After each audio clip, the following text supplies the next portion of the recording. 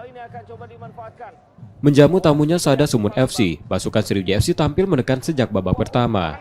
Hasilnya Herwin mencetak gol lewat sundulan kepalanya. Keunggulan 1-0 Sriwijaya FC bertahan hingga babak pertama usai. Bumi Sriwijaya bergelora. Herwin Trisaputra. Di babak kedua, tim tamu Sada Sumut FC kembali menekan tuan rumah Sriwijaya FC. Sayangnya skuad Sumut FC belum mampu menyamakan kedudukan. Sebaliknya Sriwijaya FC kembali mencetak gol lewat sepakan Cenco di masa injury time. Sriwijaya FC menutup pertandingan dengan kemenangan 2-0. Cenco one on one.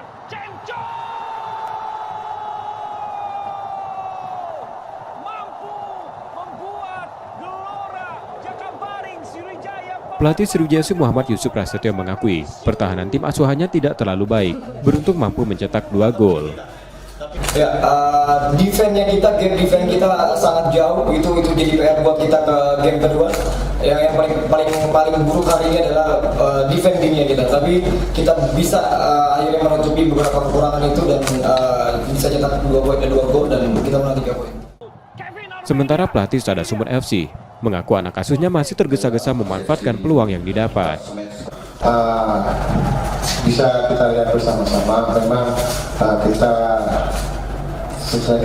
masih muda, masih minim pengalaman, jadi masih selalu tergesa-gesa dalam melakukan finishing. Jadi tidak ada satupun finishing yang bisa diselesaikan dengan baik. Kemenangan tersebut mengantarkan Sriwijaya FC berada di peringkat kedua klasemen sementara grup 1. Nur Muhammad, Kompas TV, Palembang, Sumatera Selatan.